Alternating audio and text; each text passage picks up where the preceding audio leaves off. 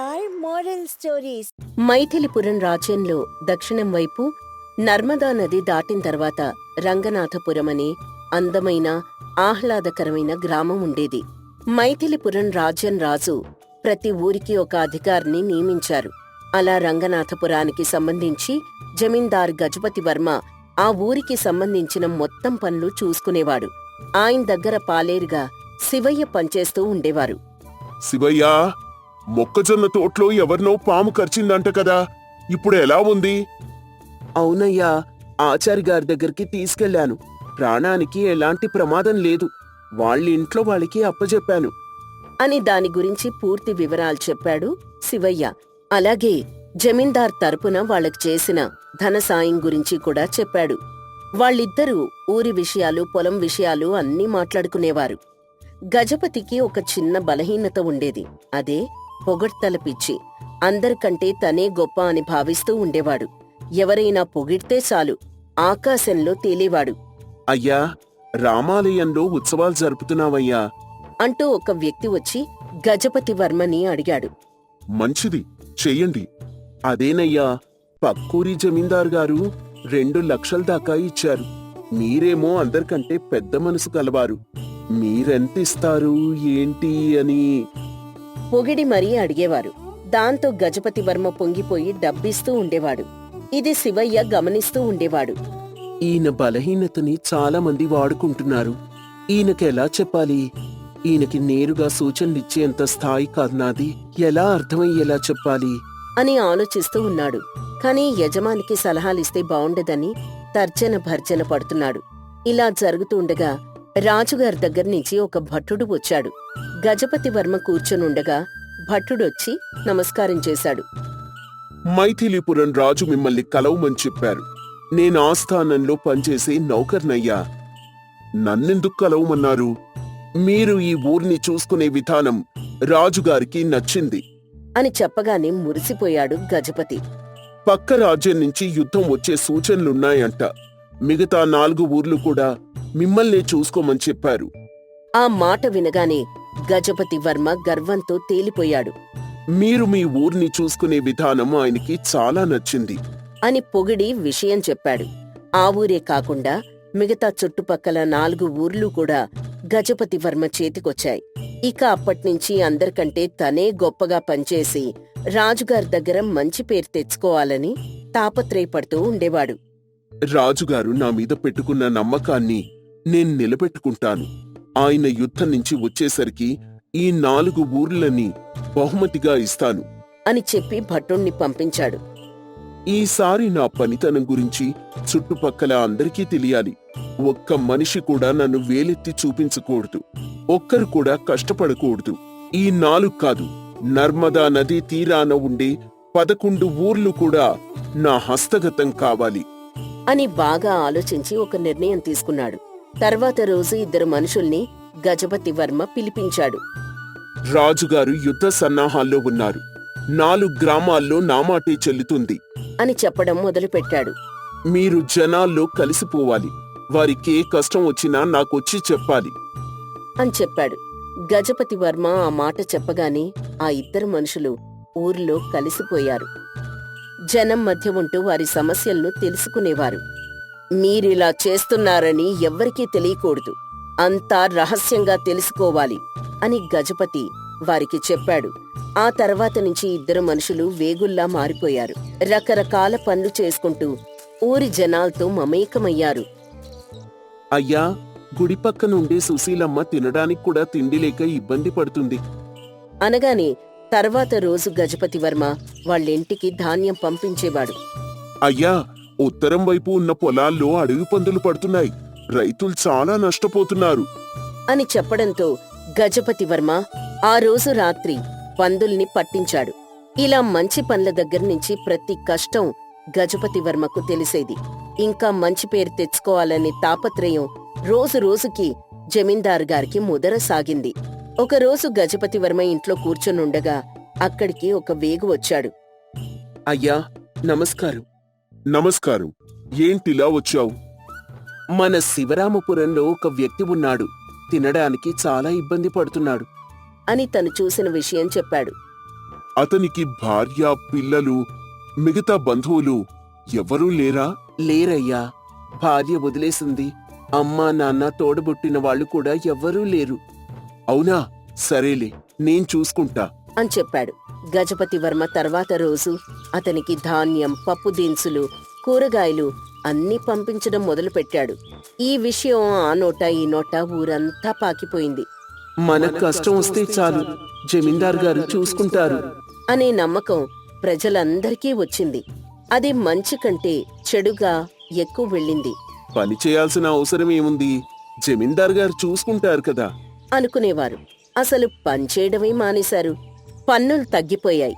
పంట భూములన్నీ బీడుల్లా మారిపోయాయి. అందరూ సోమరిపోతుల్లా మారిపోయారు. ఈ విషయం పాలేరు శివయ్య గమనించాడు. గ్రామం నాశనమవుతుందని అతనికి అర్థమైంది. ఈ విషయం వెంటనే జమీందార్ గారికి తెలియచెప్పాలి, లేదంటే ఊరంతా అతలాకుతలం అయిపోతుంది. జమీందార్ గారిని తప్పుదోవ పట్టిస్తున్నారు. ఎలాగైనా జమీందార్ గారి చేత ఈ అలవాటు మానిపించాలి అంటూ మనసులో ఆలోచించుకొని జమీందార్ దగ్గరికి వెళ్ళాడు.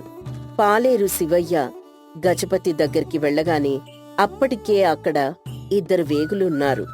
వాళ్ళు ఊరి వాళ్ల సమస్యలన్నీ గజపతి వర్మ ముందు ఉంచుతున్నారు. ఏ సమస్య ఉన్నా సరే వెంటనే తీర్చడానికి ప్రయత్నం చేయండి. ఎవరికే సమస్య ఉండకూడదు. అందరూ సంతోషంగా ఉండాలి అని ఆదేశాలిచ్చాడు. ఆ 2 వ్యక్తులు వెళ్ళిపోయాక శివయ్య వచ్చాడు. ఏంటి శివయ్య, చాలా రోజులైంది కనపడి, ఎలా ఉన్నావ్? అంటూ క్షేమ సమాచారాలు అడిగాడు. వాటన్నింటికీ శివయ్య గౌరవంగా నమస్కరించి చెప్పాడు. ఏంటిలా వచ్చావు? అయ్యా, మీతో ఒక విషయం చెప్పాలి. నాతోనా? చెప్పు మరి. ఏంటి, పొలాల్లో ఏమైనా సమస్య వచ్చిందా? అయ్యా, ప్రజల సమస్యలు తీర్చాలి అనే ఉద్దేశం మంచిదే కావచ్చు, కానీ దానివల్ల చాలా చెడు జరుగుతోంది. ప్రజలు పనిచేయడం ఆపేయచ్చు అని చెప్పేలోపు గజపతి వర్మ మధ్యలో కల్పించుకున్నాడు. శివయ్య, ఒక పెద్ద కార్యం జరిగేటప్పుడు చిన్న చిన్న తప్పులు జరుగుతూ ఉంటాయి. అవన్నీ భూతద్దంలో చూడకూడదు అని చెప్పడంతో శివయ్యకి ఏం మాట్లాడాలో అర్థం కాలేదు. నువ్వు దాని గురించి పట్టించుకోకుండా నీ పన్ను చేసుకో అని చెప్పి గజపతి వర్మ వెళ్ళిపోయాడు. ఇక ఆ పాలేరు స్థాయిలో ఉండి శివయ్య ఏం చేయలేక అలాగే ఉండిపోయాడు. ఇది ఇలాగే కొన్ని రోజులు సాగింది. మనం పనిచేయాల్సిన అవసరం ఏముంది, జమీందార్ గారు చూసుకుంటారులేరా అని ప్రజలు మాట్లాడుకుంటూ ఉండడం శివయ్య గమనిస్తూ ఉన్నాడు. ఒకరోజు గజపతి వర్మ శివయ్యని పిలిపించాడు. శివయ్య అక్కడికొచ్చాడు. అయ్యా, పిలిపించారంట. శివయ్య, జొన్న పంట ఉంది కదా, అది కోతకొచ్చింది కదా? అవునయ్యా. రేపు మనుషుల్ని పిలిపించి పంట కోయించు. మంచి ధర ఉంది, అమ్మేద్దాం అని చెప్పాడు. అలాగే అయ్యా అని చెప్పి శివయ్య వెళ్ళిపోయాడు. జమీందార్కి గుణపాఠం చెప్పడానికి మంచి సందర్భం దొరికిందని శివయ్య అనుకున్నాడు. వెంటనే తన మనసులో ఉన్న పథకాన్ని అమలు చేయడం మొదలుపెట్టాడు. ఎన్ని రోజులైనా శివయ్య దగ్గర్నుంచి ఎటువంటి సమాధానం రాలేదు. జమీందార్ గజపతి వర్మకి ఏమీ అర్థం కాలేదు. ఏంటి, పంట ఇంకా రాలేదు? శివయ్య పంట కోయించలేదా ఏంటి అనుకుని గజపతి వర్మ స్వయంగా పొలం దగ్గరికి వెళ్ళాడు. కాని అక్కడ శివయ్య ఒక్కడే కూర్చొనున్నాడు. పంట మాత్రం అలాగే ఉంది. అది చూడగానే గజపతి వర్మకి కోపం వచ్చింది. శివయ్య, ఏంటి పని? చెప్పండి అయ్యా. నేను పంట కోయించమన్నాను కదా, ఇదా నువ్వు చేసిన పని అని చాలా కోపంగా అడిగాడు. అయ్యా, కష్టం వస్తే జమీందారు గారు చూసుకుంటారంట. అందుకని పని చేయాల్సిన అవసరం ఏంటని ఎవ్వరూ పనికి రావడం లేదు. ఇక నా కష్టం కూడా ఏదో ఒక రోజు మీకు తెలుస్తుందని ఈ జొన్న పంట దగ్గరే కూర్చున్నానయ్యా అని ఉన్నది ఉన్నట్టు కుండ బద్దలు కొట్టినట్టు నిర్భయంగా చెప్పాడు. తన దాకా వస్తే కాని నొప్పి తెలియదు అన్నట్టు జమీందారికి ఇప్పుడు విషయం అర్థమైంది. తను తప్పు చేస్తున్నాడని తెలుసుకున్నాడు. ఇక అప్పట్నుంచి ప్రతి విషయానికి సాయం చేయకుండా అవసరమైన వారికి మాత్రమే సాయం చేసేవాడు. చేపలు ఇవ్వడం కంటే చేపలు పట్టడం నేర్పించడం చాలా ఉత్తమమని గ్రహించాడు. ప్రజలు మెల్లగా సోమరితనాన్ని వదిలిపెట్టి పనిచేయడం మొదలుపెట్టారు. ఇంతకు ముందు కంటే జమీందారు గారికి ఇంకా చాలా మంచి పేరొచ్చింది. మనం కష్టపడి పనిచేస్తే జమీందారు మనకెప్పుడూ తోడుగా ఉంటారన్న పేరు మెల్లగా ప్రజల్లోకి రావడం మొదలుపెట్టింది. ఒక పాలేరు తెలివి వల్ల జమీందారికి మంచి పేరొచ్చింది. ఆ ఊరికి కూడా మంచి జరిగింది. అందుకే అంటారు, ఎవరిలో ఎంత ప్రతిభ ఉందో ఎవ్వరికీ తెలియదు. ఇలా నువ్వు తాగి నీ ఒళ్ళు హూనం చేసుకుంటే నీ తర్వాత నా గతేంటయ్యా, ఒక్కసారి ఆలోచించు అంటూ తాగుబోతు భర్తయిన శంకరయ్యని బంగారమ్మ రోజూ విసుక్కుంటూ ఉండేది.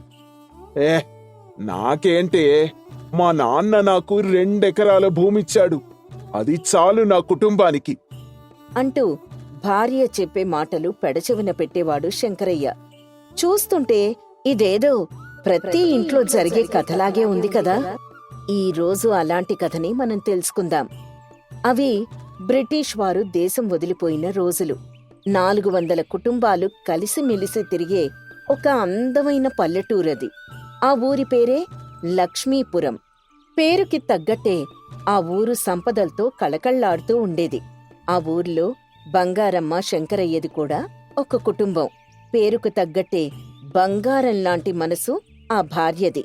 భర్త తాగుబోతైనా సరే చాలా సహనంగా అతన్ని భరిస్తూ ప్రేమగా అతన్ని మార్చుకోవాలని ప్రయత్నిస్తూ ఉండేది. ఒకరోజు బంగారమ్మ తల్లి ఆమెతో, ఆ తాగుబోతు భర్త కోసం నువ్వెందుకే ఇంతలా కష్టపడాలి? వాణ్ణొదిలేసి ఇంటికిరా. మీ నాన్నగారికి చాలా పొలం ఉంది, అక్కడ నువ్వు సంతోషంగా బతకచ్చు అని కూతురికి చెప్తూ ఉండేది. కాని కూతురు ఆ మాటలు వినేది కాదు. అమ్మా, వంట పూర్తయింది, భోంచేసి వెళ్ళు. ఇలాంటి సలహాలు ఇచ్చే పనైతే ఇంకెప్పుడూ రాకు అని కరాఖండిగా అమ్మ మొహం మీద చెప్పేసేది. అమ్మ అక్కడ్నించి మౌనంగా వెళ్ళిపోయింది. తాగుబోతు శంకరయ్య మాత్రం ఇంటి బాధ్యతలు పట్టించుకోకుండా అలాగే తాగి తిరుగుతూ ఉండేవాడు. వారసత్వంగా వస్తున్న భూమిలో బంగారమ్మ కూరగాయలు పండిస్తూ ఉండేది. ఆ కూరగాయల్ని సంతలో అమ్మి తాగుబోతు భర్తను కూడా పోషిస్తూ ఉండేది. ఉదయాన్నే పొలంలోకి వెళ్లి రకరకాల కూరగాయల్ని బుట్టలు నింపుకొని తర్వాత సంతకు చేరుకునేది. కూరగాయలమ్మా, కూరగాయలు, తాజా తాజా కూరగాయలు రావాలమ్మా, రావాలి, రండి రండి అంటూ మృదువుగా అరుస్తూ తన కూరగాయల్ని సంతలో అమ్ముకునేది. ఆ వచ్చిన డబ్బు తీసుకుని కుటుంబాన్ని పోషిస్తూ ఉండేది. ఇంకా చెప్పాలంటే ఆ తాగుబోతు భర్తకి ఖర్చులకు కూడా ఆమె ఇస్తూ ఉండేది. నా పెళ్ళాం బంగారవే అని ఆ తాగుబోతు భర్త ఎప్పుడైనా పొగిడితే వాటిని చూసుకొని ఎంతో మురిసిపోయేది బంగారమ్మ. నాకు తాగడానికి డబ్బులెందుకు ఇవ్వవే? ఇంకెవరికిస్తావో నాకివ్వకపోతే అని తాగిన మత్తులో చాలా నీచంగా మాట్లాడినా బంగారమ్మ వాటిని అస్సలు పట్టించుకునేది కాదు. అలా అని ఎవరైనా తన భర్తను చులకం చేసి మాట్లాడితే అస్సలు ఊరుకునేది కాదు. నా భర్త తాగుతాడు, నన్ను కొడతాడు, తిడతాడు, మీరెవరండి అడగడానికి అంటూ వాళ్ళ మీద చాలా విరుచుకుపడి మాట్లాడేది. ఒకరోజు శంకరయ్య బాగా తాగేసి వేప చెట్టు కింద కూర్చొని ఉన్నాడు. అక్కడికి ఆ ఊర్లో షావుకారైన నాగభూషణం వచ్చాడు. ఎరా శంకరయ్యా, ఏంటి మౌనంగా కూర్చొనున్నావు? ఈరోజు ఇంకా తాగలేదా అని చాలా చులకనగా మాట్లాడాడు. అయ్యా షావుకార్ గారు, మీరా? నమస్కారం అయ్యా అంటూ అతని వంక చూస్తూ మత్తుగా మాట్లాడాడు. పర్లేదులే, మద్యం మత్తులో ఉన్నా బాగానే గుర్తుపట్టావు. అసలు మత్తు ఎక్కడం లేదయ్యా, వేరే చోట ఎక్కడైనా మందు చూడాలి అంటూ ఏం మాట మాట్లాడుతున్నాడో తెలియక మత్తులో ఏదేదో వాగాడు. ఆ మాటలు విన్న షావుకారు ఇలా అన్నాడు. రే శంకరయ్య, నువ్వెవ్వరికి చెప్పను అంటే నీతో ఒక విషయం చెప్తాన్రా అని రహస్యంగా గుసగుసలాడాడు. మత్తులో ఉన్నా కూడా శంకరయ్య కాస్త శ్రద్ధగా వినడం మొదలుపెట్టాడు. మనకు తెలిసిన వాళ్ల దగ్గర మంచి నాటుసారా ఉందిరా, నువ్వు సరే అంటే నీకిప్పిస్తా. అయ్యా, మీ కాళ్ళు పట్టుకుంటాను అయ్యా, ధర్మాత్ములయ్యా, ఇప్పించండి అయ్యా అంటూ షావుకారు కాళ్ళు పట్టుకున్నాడు. కాని కొంచెం ధర ఎక్కువరా, మరి పెట్టుకోగలవా అని అడిగాడు. దానికి శంకరయ్య సరే అని తల ఊపాడు. సరే సరే, నువ్వు 50 రూపాయలు తీసుకొని చింత చెట్టు దగ్గరికి రా, నేనొచ్చేస్తా అని చెప్పి వెళ్ళిపోయాడు. దాంతో వెంటనే శంకరయ్య 50 రూపాయల కోసం ఇంటికి వెళ్ళాడు. ఇల్లు మొత్తం వెతికాడు, కాని అక్కడ 50 రూపాయలు దొరకలేదు. వెంటనే సంతలో కూరగాయలు అమ్ముతున్న బంగారమ్మ దగ్గరికి వెళ్ళాడు. నట్టనడి జాములో బంగారమ్మ ఎండలో కూరగాయలమ్ముతోంది. వంకాయలు లేతగా ఉన్నాయమ్మా, రావాలి రావాలి, వెన్న పూసలాగా నోట్లో కరిగిపోతాయి అంటూ అమ్ముతూ ఉండగా అక్కడికి శంకరయ్య వచ్చాడు. సేయ్, నాకు 50 రూపాయలివ్వు అని దౌర్జన్యంగా అడిగాడు. ఇస్తానయ్యా, కాసేపు ఆగు, ఇంకా బేరాలు రాలేదు అని చాలా సౌమ్యంగా చెప్పింది. కాని శంకరయ్య వినిపించుకోలేదు. వెంటనే కావాలని ఆ సంతలో కొట్టు ముందు ధర్నా చేశాడు. అందరూ చూస్తూ ఉండగా గొడవ చేశాడు. దాంతో బంగారమ్మ చేసేది ఏం లేక తన చెవికున్న కమ్మలు తీసి మరీ ఇచ్చింది. ఆ కమ్మలు తీసుకొని శంకరయ్య చింత చెట్టు దగ్గరికి వెళ్ళాడు. అప్పటికే ముంతలో నాటుసారా తీసుకుని షావుకార్ నాగభూషణం అక్కడ ఎదురు చూస్తూ ఉన్నాడు. ఆ కమ్మలు అతనికిచ్చి ఆ నాటుసారా తీసుకుని శంకరయ్య సంతోషంగా తాగాడు. అబ్బా, ఏం మత్తుందండి! ఎక్కడిదండి ఈ సారా? అవన్నీ నీకెందుకురా? నీకెప్పుడైనా కావాలంటే 50 రూపాయలు తీసుకొని నా దగ్గరకు వచ్చేయ్. కానీ ఈ విషయం ఎవ్వరికీ చెప్పకూడదు అనే మాట తీసుకున్నాడు. తనకు కావలసింది నాటుసారాయి కాబట్టి శంకరయ్య కూడా దానికి ఒప్పుకున్నాడు. రోజూ తన భార్యని హింసించి లేదా తను దాచుకున్న డబ్బులు దొంగిలించి ఎలాగోలా డబ్బులు సంపాదించి అవి తీసుకెళ్లి నాగభూషణానికి ఇచ్చేవాడు. ఆ షావుకారు ఆ డబ్బు తీసుకుని శంకరయ్యకి నాటుసారా ఇచ్చేవాడు. ఎప్పుడూ ఆ నాటుసారా మత్తులో శంకరయ్య మునిగి తేలుతూ ఉండేవాడు. తాగి వీధిలో ఎక్కడైనా పడిపోతే బంగారమ్మ వెతుక్కుంటూ వచ్చి మరీ అతన్ని ఇంటికి తీసుకెళ్తూ ఉండేది. దేవుడా, నా భర్త చేత ఈ తాగుడు మానిపించి ఆయన సంతోషంగా ఉండేలా చూడు నాయనా అని బంగారమ్మ ప్రతిరోజు దేవుళ్ళకి మొక్కుకుంటూ ఉండేది. కాని ఏ రోజు ఆమె పూజకు తగిన ఫలితం దక్కలేదు. శంకరయ్య తాగుడు రోజురోజుకి పెరుగుతూనే ఉంది. ఒకరోజు అర్ధరాత్రి శంకరయ్య నాగభూషణం ఇంటికి వెళ్ళాడు. షావుకార్ గారు, షావుకార్ గారు అని పెద్దగా పిలిచాడు. నిద్ర మత్తులో ఉన్న షావుకార్ నాగభూషణం లేచి బయటికొచ్చాడు. ఏంట్రా శంకరయ్య, ఈ సమయంలో నీ గోలేంటి? ఓహ్, ఏమైందిరా? అంటూ చాలా విసుగ్గా మాట్లాడాడు.